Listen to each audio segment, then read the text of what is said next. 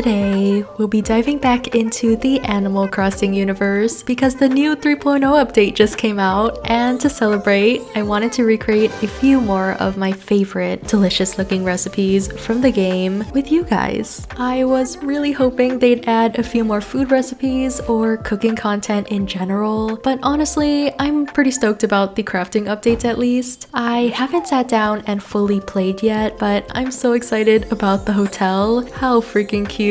But yeah, what are your thoughts on the update so far? Let me know. Tell me everything. You guys really seem to love the last Animal Crossing foods video, which was, oh my gosh, almost 2 years ago. Not sure why it's taken me this long, but I am so excited to actually eat these dishes that I've been craving whenever I play. Also, thank you so much for the love on that video. Appreciate and love you guys dearly. Also, please ignore how ugly my island is right now. I've been trying to remodel, but immediately gave up. So yeah, let's head over to my island.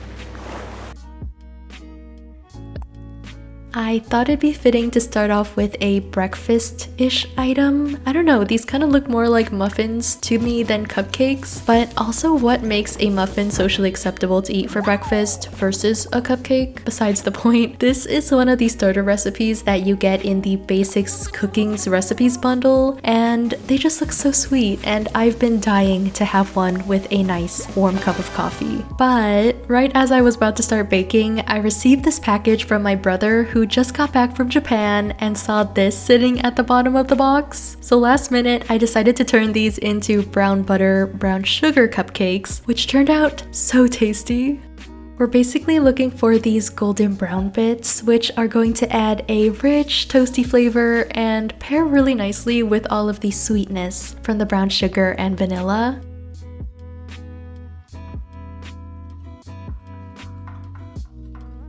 To that, I'm adding some yogurt, an egg, and milk, giving that a good mix before folding in the rest of the ingredients, the flour, baking powder, and baking soda, and also a pinch of salt.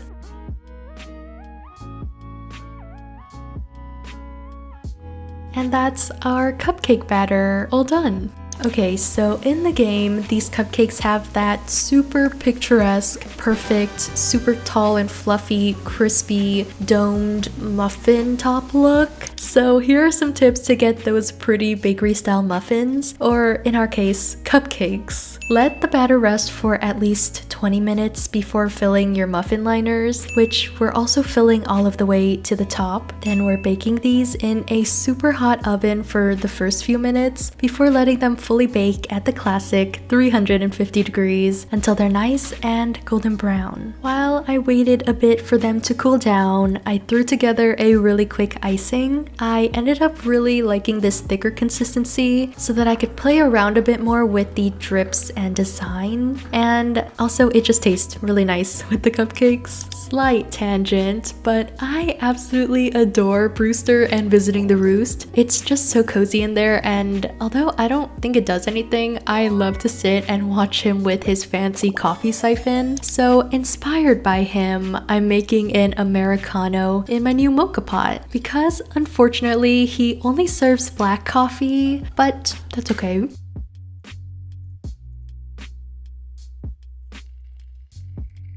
These were so yummy. They're surprisingly not too sweet. Especially love the crispy top with the incredibly light and fluffy crumb. And again, the brown sugar and brown butter. They just complement each other so well. As for the coffee, it was good, but my brain was just anticipating a latte, I think. And so my palate might just not be mature enough right now to love black coffee, but together with the cupcake, it was really nice.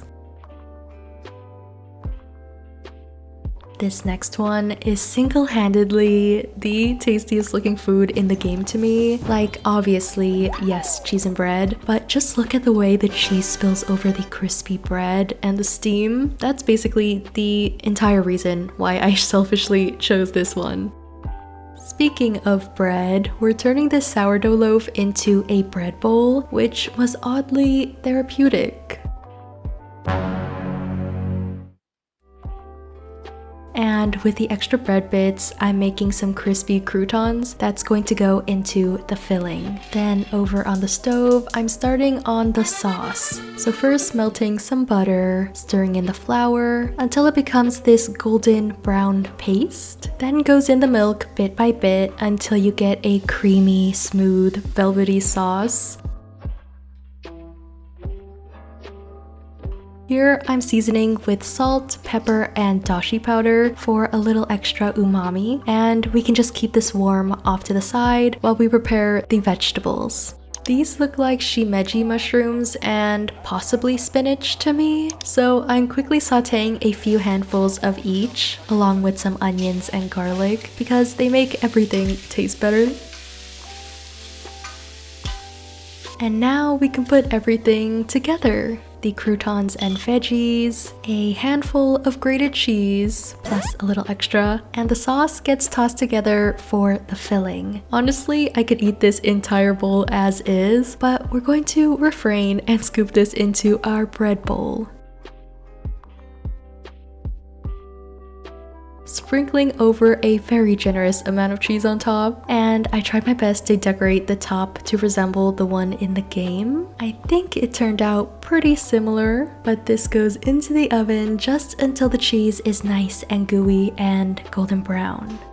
I can't begin to describe how delectable this was. It is super indulgent, but all of the crispy, gooey, cheesy, crunchy textures together just made this so addictive. You know when food looks better than it tastes? This somehow tastes better than it looks by miles. I am loving this video so far.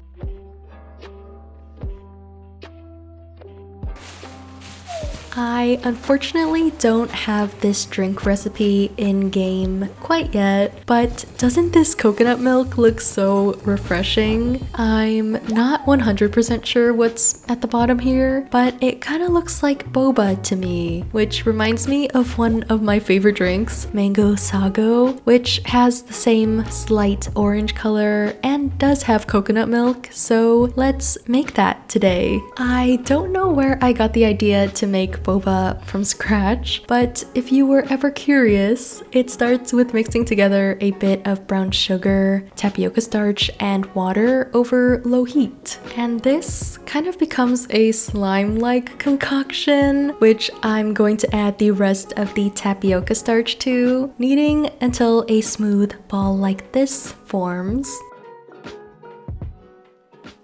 Then this next part, okay, took me like an hour to do, but rolling this into a bunch of tiny individual balls isn't too bad with a chair and a movie playing in the background. Definitely requires a bit of patience, but overall very satisfying.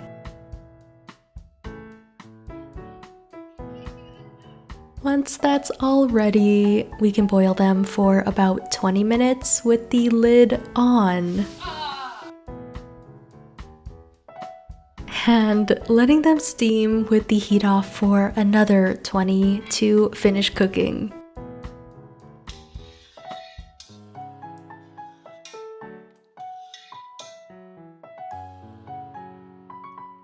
This part is optional, but here I'm making a quick sort of sweet syrup around the pearls. I just think this makes them even tastier. And not gonna lie, at this point I was pretty proud of myself because they kind of look legit, right? But for the drink itself, I added lots of ice to a large jar, followed by a bit of sweetened condensed milk, mango juice, and the coconut milk. Gave everything a nice shake.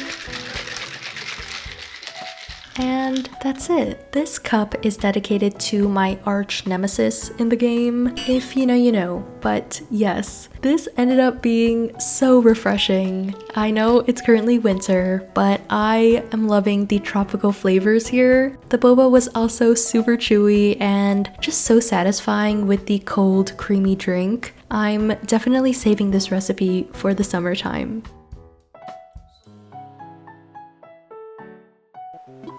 Okay, so I don't really do the whole turnip thing because gambling kind of runs in my family and I'm scared. But I do love seeing Daisy May on my island every Sunday, and she does gift you family recipes if you buy turnips from her, which I think is such a cute touch. This kabu ankake, I hope I'm saying that right, this recipe in particular looks so fun and unique. To my knowledge, it isn't usually served in this way, so I'm really excited to attempt this one. Also, this is the current state of my fridge, so please, if anyone has any other turnip or radish recipes, that would be greatly appreciated. The closest I could find to a Japanese turnip was Korean radish, so I'm sort of cutting and peeling around it to kind of more resemble the dish in the game. Wait, I'm kind of getting flashbacks to the bread bowl. We're kind of making a turnip bowl here, if you will. So the filling of our quote-unquote turnip bowl is just ground chicken, seasoned with a bit of soy sauce, sugar, and also a bit of ginger as well. And you want to use chopsticks to mix this until it's almost a sticky meat paste texture. This apparently keeps the filling super juicy and tender, according to my grandma. So of course I'm gonna do whatever she says, but we're also overfilling these a bit to, again, look like the dish in the game before steaming them in some soy sauce, rice vinegar, some sugar, and finishing that off with some dashi stock. Let this cook for a solid 35 to 45 minutes or until the chicken is fully cooked and the radish is nice and tender. With some cornstarch, we're thickening the broth into a glossy, velvety sauce that's gonna go over, around, under, just doused over the turnip. It's so good. To be completely honest, this tastes so much better than I was expecting a turnip and some ground chicken to taste. Super comforting flavors. It almost reminds me of soups that my mom would make for us growing up. I don't know, like super nourishing and super healing. I really enjoyed this one.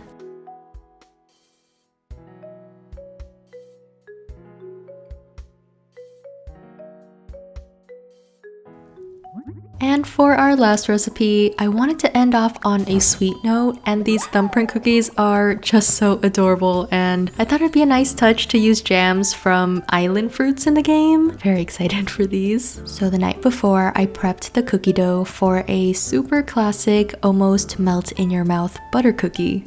In a large bowl, place the softened butter and sugar and give that a good mix until it's super light and fluffy.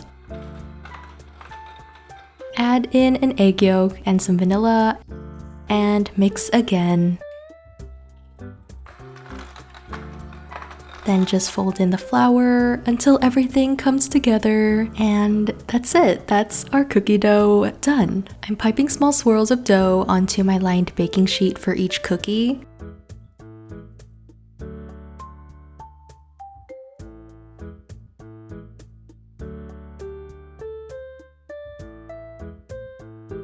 And then letting these chill in the fridge overnight. But right before I was about to call it a night, I realized that there are multiple different cookie shapes, so I quickly threw together another batch of dough. So these are also going in the fridge to chill for tomorrow. It's the next day, so I'm rolling out the cookie dough to about 1/4 inch thick and cutting out a bunch of circles, half of which I'm trying my best to turn into hearts. And now, as the name suggests, I'm using my thumb here to create little indentations in the middle of each cookie. Kinda getting flashbacks to the bread bowl and the turnip again. Seems like Animal Crossing foods might have a little bit of a theme going on here, but I like it, apparently. I chose all of these, so. Anyways, filling these with jam. So for the swirls, I wanted to use cherry, but it was a bit too dark in color, so these are actually strawberry, but at least we know they canonically exist in the Animal Crossing universe. But for the others, we have orange marmalade or marmalade for the circles and peach jam for the hearts.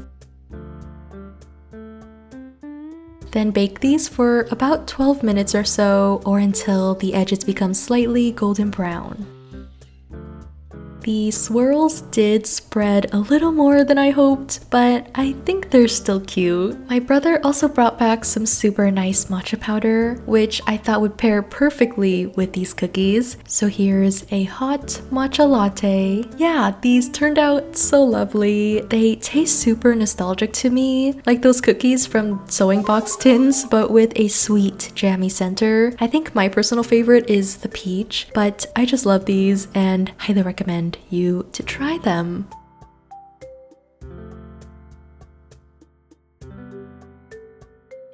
That's everything I have for you today. As always, thank you so much for spending time with me. Oh, I also wanted to know if you're enjoying the new update and what you're up to on your island. But yes, I'll see you next time. Bye-bye!